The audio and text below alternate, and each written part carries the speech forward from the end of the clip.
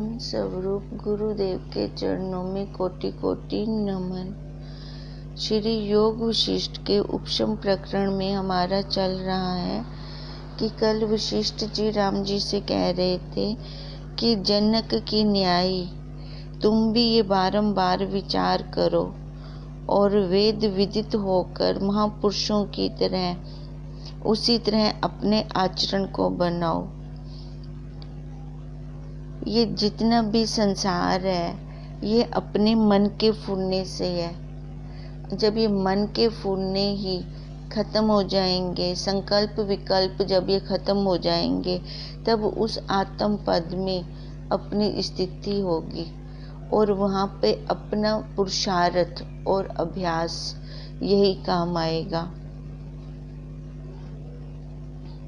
एक अपना लक्ष्य रखो जनक की तरह।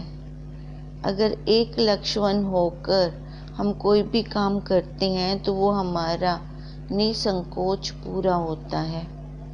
हे राम जी, संसार के भय से जो जीव भयभीत हुए हैं उनको अपनी रक्षा करने को अपना ही प्रयत्न चाहिए और दैव कर्म व धन व बांधव वो रक्षा करेंगे। वो ऐसा नहीं है, अपना खुद का ही प्रयत्न चाहिए। और दैव अथवा कर्म व धन बांधों से रक्षा नहीं होती। जो पुरुष दैव को ही निश्चय कर रहे हैं कि कोई देवता आएंगे, वो आके हमारा काम पूरा करेंगे, पर उनका आचरण कैसे है? शास्त्र विरुद्ध है। शास्त्र विरुद्ध उनके कर्म हैं और संकल्प विकल्प में हमेशा ही वो तत्पर रहते हैं। एक फूलना गया तो दूसरा आ रहा है, दूसरा गया तो और आ रहा है। जिनके संकल्प विकल्प चलते रहते हैं वो अपनी मंजिल पर नहीं पहुंचते। वे मंद बुद्धि हैं। उनके मार्ग की ओर तुम ना जाना, उनकी बुद्धि नाश करती है। तुम परम विवेक का आश्रय करो और अपने आप को आप से देखो। वैराग्यवान शुद्ध बुद्धि से संसार समुद्र को तर जाता है। यह मैंने तुमसे जनक का वृत्तांत कहा है। जैसे आकाश से फल गिर पड़े तैसे ही उसको सिद्धों के विचार से ज्ञान की प्राप्ति हुई। यह विचार ज्ञान रूपी वृक्ष की मंजरी है। जैसे अपने विचार से राजा जनक को आत्मबोध हुआ तैसे ही तुमको भी प्राप्त होगा। जैसे सूर्यमुखी कमल सूर्य को देखकर प्रसन्न होता है, तैसे ही इस विचार से तुम्हारा हृदय प्रफुल्लित हो जाएगा और मन का मनन भाव जैसे बर्फ का कण सूर्य से तप्त हो गल जाता है, शांत हो जाता है। जब ये तेरा अहम त्वम आदि ये खत्म होगा, ये रात्रि विचार रूपी सूर्य से क्षीण हो जाएगी, अहंकार की, इस देह भाव की, तब वो परमात्मा का प्रकाश साक्षात होगा। भेद कल्पना नष्ट हो जाएगी और अनंत ब्रह्मांड में जो व्यापक आत्म तत्व है वह तब प्रकाशित होगा। जैसे अपने विचार से जनक ने अहंकार रूपी वासना का त्याग किया, तैसे ही तुम भी विचार करके ये अहंकार रूपी वासना का त्याग करो। अहंकार रूपी मेघ जब नष्ट होगा और चित्ताकाश निर्मल होगा, तब आत्मा रूपी सूर्य प्रकाशित होगा। जब तक अहंकार रूपी मेघ आवरण है तब तक आत्म रूपी सूर्य नहीं भासता। विचार रूपी वायु से जब अहंकार रूपी मेघ नाश हो तब आत्म रूपी सूर्य प्रकट भासेगा। देखो, जब हम विचार करते हैं तब जाकर इस देह को हम छोड़ पाते हैं। इस देह के विषयों को, इंद्रियों के विषयों को हम छोड़ पाते हैं कि आज तक हमने इनका भोग किया तो हमें क्या प्राप्त हुआ। जब ऐसी दृढ़ता आती है, फिर जाकर हम विचार से, जैसे कहते हैं ना, पानी का बहाव बदलना है तो हाई वोल्ट की मोटर लगानी पड़ती है। अब ऐसे ही हमने जब संसार से अपनी वृत्ति को खींचकर अंतर्मुख करना है, तो उस टाइम गुरुदेव के महावाक्य रूपी विचार की हाई वोल्ट की ये मोटर है हमारे लिए, वो हम लगाएंगे तब हम अपनी वृत्ति को मोड़ पाएंगे। अब यही बात राजा जनक को कह रहे हैं वशिष्ठ जी कि तब वो आत्म रूपी सूर्य प्रकट होगा। हे राम जी, ऐसे समझो कि मैं हूँ, ना कोई और है, ना नास्ति है, ना अस्ति है। जब ऐसी भावना दृढ़ होगी तब मन शांत हो जाएगा। वशिष्ठ जी क्या कह रहे हैं, जैसे जनक जी ने विचार करके अपनी वृत्तियों को मोड़ा है, राम जी तुम भी ऐसे विचार करो कि कुछ भी नहीं है। जब महाप्रलय हो जाती है तब जो शेष सामग्री रहती है, उसी सामग्री से ही ये सारा कुछ बनता है, तो वही सामग्री है। जितना पदार्थ भी हम देख रहे हैं इन आँखों से, वो कुछ भी नहीं है। हेय उपादेय बुद्धि जो इष्ट पदार्थों में होती है, ये पकड़ूंगा, ये छोड़ूंगा, कहते हैं जब तक ये बुद्धि हम वहाँ से बाहर नहीं निकालते, तब तक ये भव सागर रूपी संसार को हम पार नहीं कर सकते। जब तक हमारी बुद्धि उन पदार्थों में है, फिर हम डूबेंगे। इष्ट अनिष्ट के ग्रहण त्याग में जो भावना होती है, यही मन का रूप है। ये अच्छा है, ये ले लूँ, ये अच्छा नहीं है, ये छोड़ दूँ। जब तक ऐसी बुद्धि चलती रहती है, तब तक कल्याण जीव अपना नहीं कर सकता, और यही बंधन का ही सबसे बड़ा कारण है। इससे भिन्न बंधन कोई भी नहीं है। अब कहते हैं ना, मोक्ष चाहिए, मोक्ष चाहिए, मोक्ष चाहिए, तो मोक्ष किसका चाहिए? अपनी इच्छाओं का, वासनाओं का, यहीं से मोक्ष चाहिए। क्योंकि हम आज तक अपनी इच्छाओं से, वासनाओं से, अपने संकल्पों से, इसी से ही बंधे पड़े थे। यही सबसे बड़ा बंधन है हमारे लिए। उस साक्षी में ना तो बंधन है, ना मोक्ष है। इससे तुम इंद्रियों के इष्ट अनिष्ट के हेय उपादेय बुद्धि मत करो, और दोनों के त्यागे से जो शेष रहे उसमें स्थित हो। वो जो शेष है वही विशेष है, वही हम हैं। इसलिए गुरुदेव कहते हैं बार बार, अरे तू ब्रह्म ही, अरे तू ब्रह्म ही।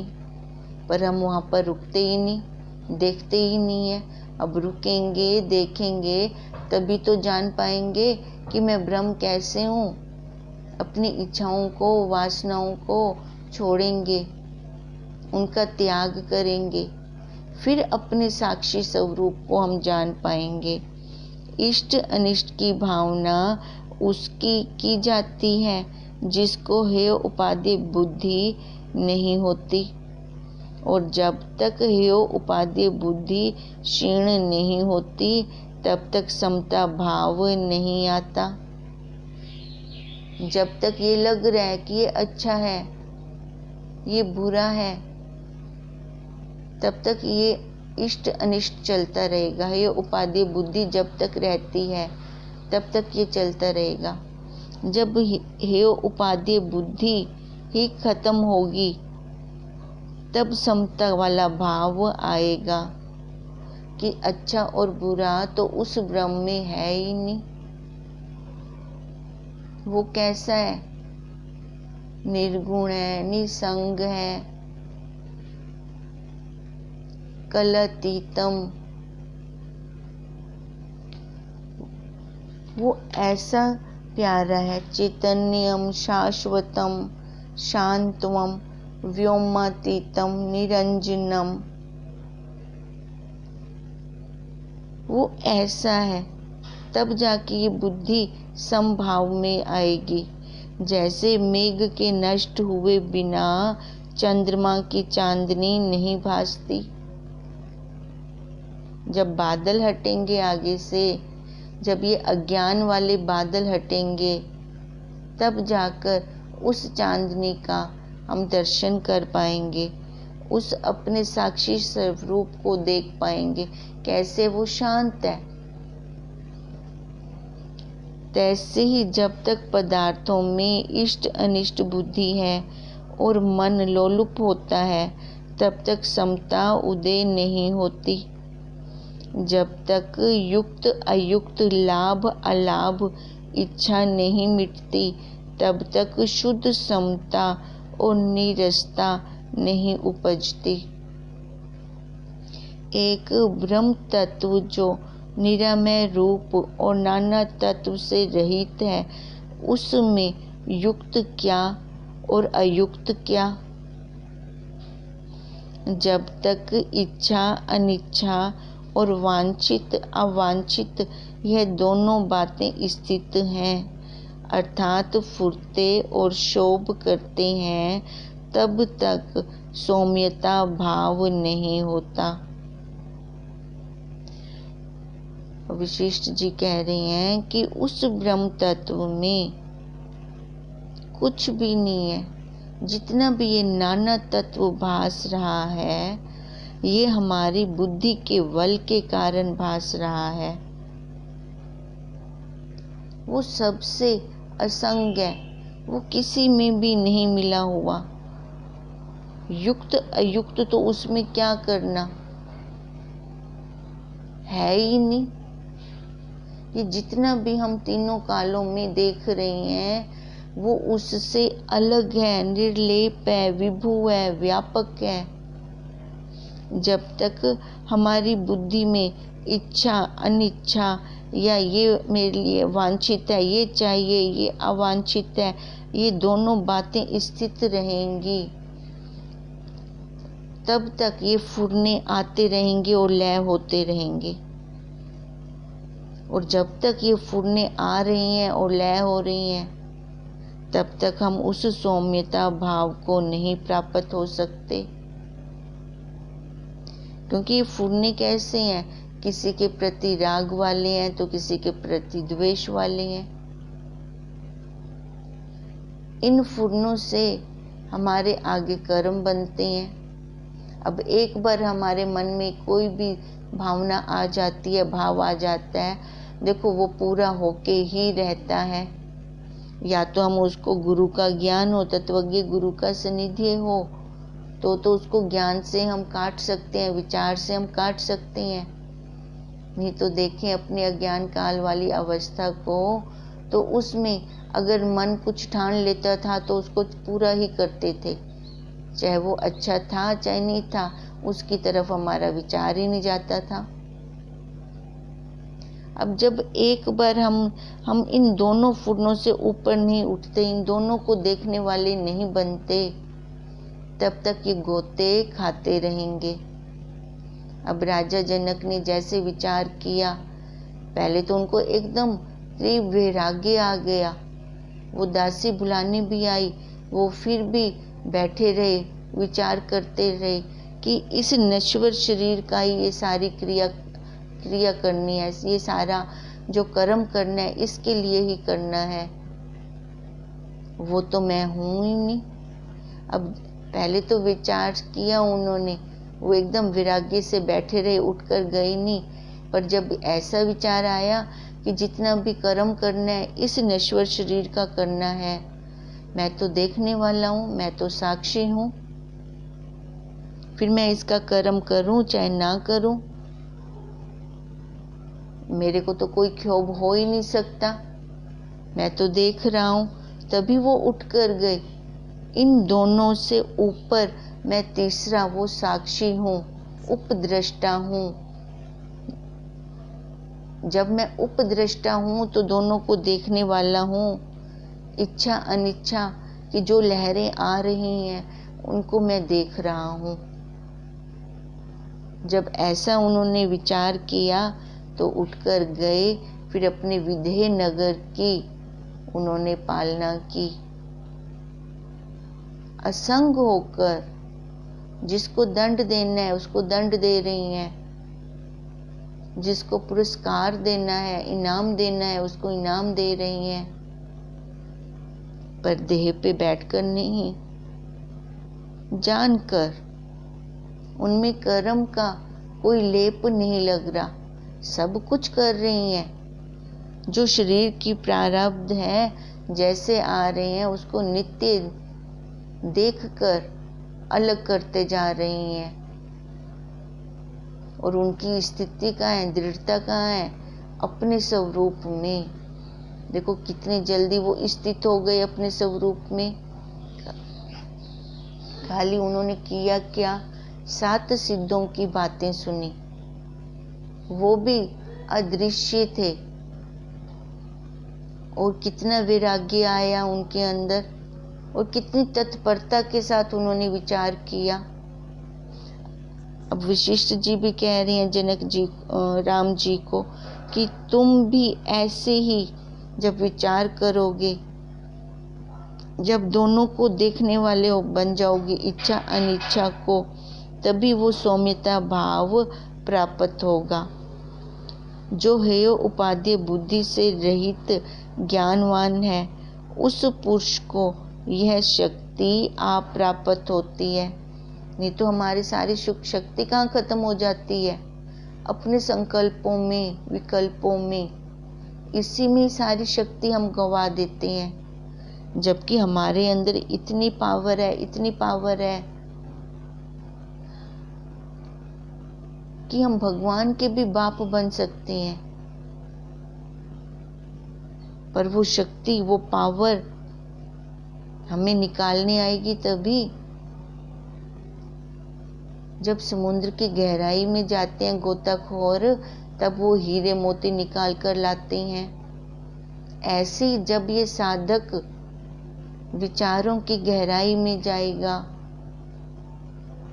अंतर्मुख होएगा, तब जाकर इसकी पावर निकलेगी, तब जाकर ये अपने साक्षी स्वरूप को देख पाएगा, उसमें स्थिति कर पाएगा कि मैं तो वही हूँ। ये जो मेरे को दिख रहा है ये तो पल पल बदल रहा है, ये तो मैं हूँ ही नहीं। पर हम आज तक क्या करते आ रहे हैं, जो हमें आकार दिखता है उसी आकार को ही हम सच्चा मान लेते हैं, उसी को ही सच्चा और पक्का मानकर आज तक हम क्या कर रहे हैं, वही जन्म पे जन्म, जन्म पे जन्म। क्योंकि जन्म लेते हैं तो कर्म करते हैं। कर्म कैसे बनते हैं, राग द्वेष से।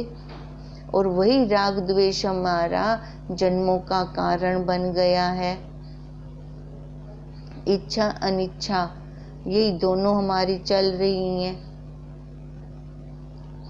अब यही कह रही हैं, जब तक इस बुद्धि से हम रहित नहीं होते तब तक हमें अपनी शक्ति नहीं प्राप्त हो सकती।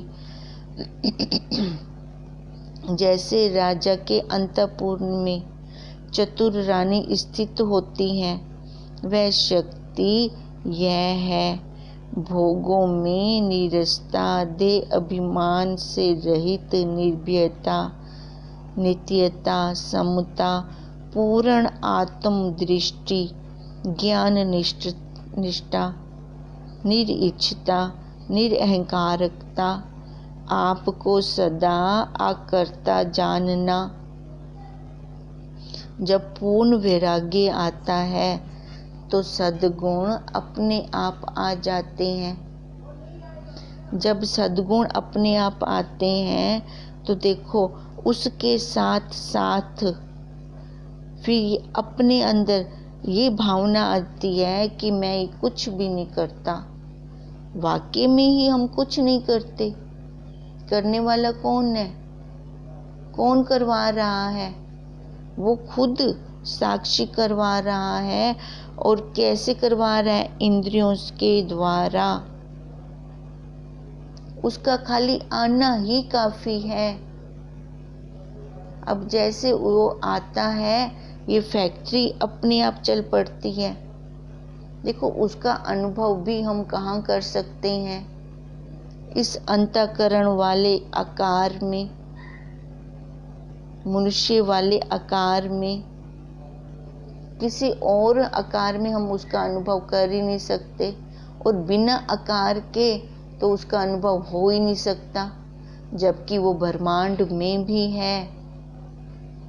पक्की बात, जब ये आकार नहीं रहता तब भी है, पर आकार में आकर हम उस साक्षी स्वरूप को जान सकते हैं।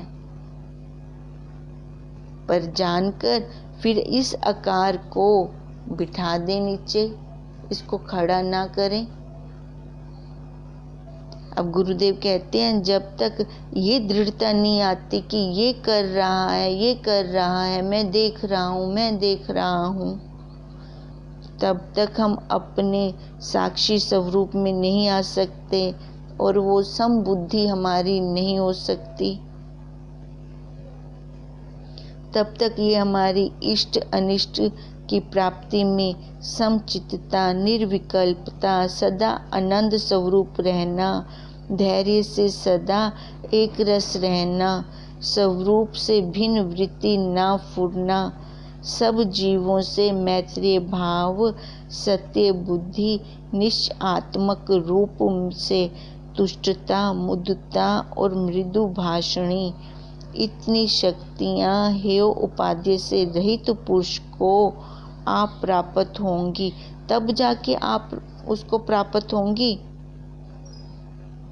जिसकी बुद्धि सम हो जाएगी। और जिसकी बुद्धि सम नहीं होती, तब तक उसको ये प्राप्त भी नहीं हो सकता। हे राम जी, संसार के पदार्थों की ओर जो चित्त धावता है, तो यही हमारे जन्म मरण का सबसे बड़ा कारण है। तो क्योंकि उससे हमें संसार की तरफ जा रहे हैं ना, तो वैराग्य कैसे आएगा? जो इंद्रियां हमारी बाहर विषयों की तरफ जा रही हैं, वो अपने स्वरूप में कैसे आएंगी? उसको वैराग्य से उल्टा के खींचना है। वैराग्य रूपी उसके ऊपर लगाम लगानी है, तभी वो अपने स्वरूप की तरफ आएगी। जैसे पुल से जल के वेग का निवारण होता है, तैसे ही जगत से रोककर मन को आत्म पद में लगाने से आत्म भाव प्रकाशता है। अब हमको, हमारे पास नाव नहीं है और हमने वो समुद्र को पार करना है, हमने वो नदी को पार करना है, तो कैसे करेंगे उसको? ऊपर पुल बनाकर, चाहे नीचे जितना मर्जी तेज प्रवाह से जल आ रहा है, जा रहा है, हमें फिर वहाँ से कोई मुसीबत नहीं है। हमने क्योंकि ऊपर पुल बना लिया, अब पुल बनाकर हमने उस नदी को पार कर लिया। ऐसे ये संसार रूपी भव सागर को अगर पार करना है, तो सबसे पहले हमें विचार का पुल बनाना पड़ेगा। अब उसमें जो आ रहे हैं, अब मन के अंदर ही तो है ये सारा संसार। ये फुरनों का बहाव, तेज बहाव मन में ही तो है। मन में आ रही हैं, जा रही हैं, मैं उसको देख रहा हूँ। देखो, जब हम पुल बनाकर ऊपर खड़े होते हैं और नीचे गंगा मैया को हम कैसे देख रहे होते हैं, कैसे हमें वहाँ दिखाई दे रहा है, जल कैसे जोर से आ रहा है या जा रहा है।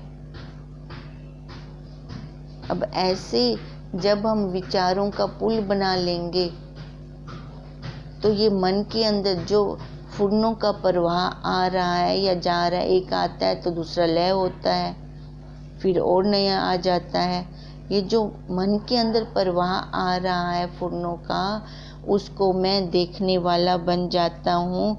जब मैं देखता हूँ तब आत्म पद में स्थित होऊंगा। फिर वही आत्म पद का जब विचार चलेगा तो उसका प्रकाश ही मेरे को दिखाई देगा, क्योंकि आज तक उसका ही प्रकाश इंद्रियों के ऊपर जा रहा था, तो ये इंद्रियां वर्किंग काम कर रही थी। पर मैं क्या समझ रहा था कि मैं खा रहा हूँ, मैं देख रहा हूँ। ये कैसी विपरीत भावना से हम चल रहे थे। इससे हृदय से सब वासना का त्याग करो और बाहर से सब क्रिया में रहो। देखो कैसी दृढ़ता दिलवा रहे हैं वशिष्ठ जी कि राम जी ने जो क्वेश्चन किया कि इन फुर्नों का मैं कैसे इस वेग को रोकूं, कैसे मैं देखूं, कैसे मैं इस मन से उपराम होऊं।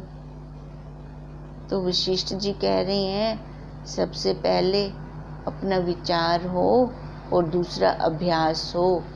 तो उसके लिए उन्होंने राजा जनक का वृत्तांत राम जी को सुनाया कि राजा जनक को जैसे वैराग्य आया तो अपनी तत्परता के कारण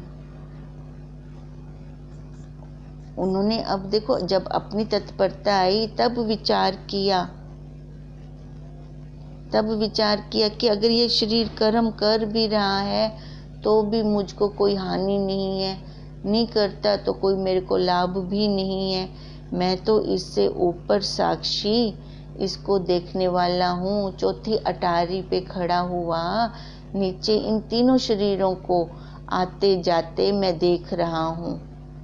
जब ऐसा विचार किया जनक जी ने तो वो उपराम होकर उन्होंने अपने विधेय नगर राज्य की पालना की। अब यही कह रहे हैं वशिष्ठ जी भी राम जी को कि हे उपाधि से रहित होकर फिर हम उस समता में टिक सकते हैं।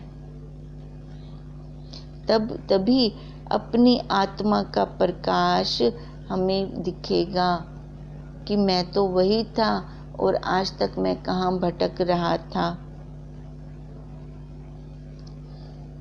जब तक ये आगे वासनाओं के बादल नहीं हटते तब तक उस सूरज के, आत्मा रूपी सूर्य के दर्शन नहीं हो सकेंगे। हे राम जी, तुम भी राजा जनक की तरह विचरो, वैसा विचार करो। अब ये राम जी के लिए उपदेश नहीं है, ये उपदेश, अब ये सारा उपदेश हमारे लिए है। हम जो ये संसार के भवसागर में गोता मार रहे हैं अपने संकल्पों विकल्पों के कारण, कभी ऊपर तो कभी नीचे, जब तक ये वाली बुद्धि नहीं हम त्याग करते तब तक ये हमारा जन्म और कर्म चलता रहेगा। अब रोक लगानी है तो हमें स्वयं को रोक लगानी पड़ेगी। कोई देव आके हमारा काम नहीं करेगा, कोई बांधव आके हमारा काम नहीं करेगा। हे राम जी, हमारा पुरुषार्थ ही हमारा देव है।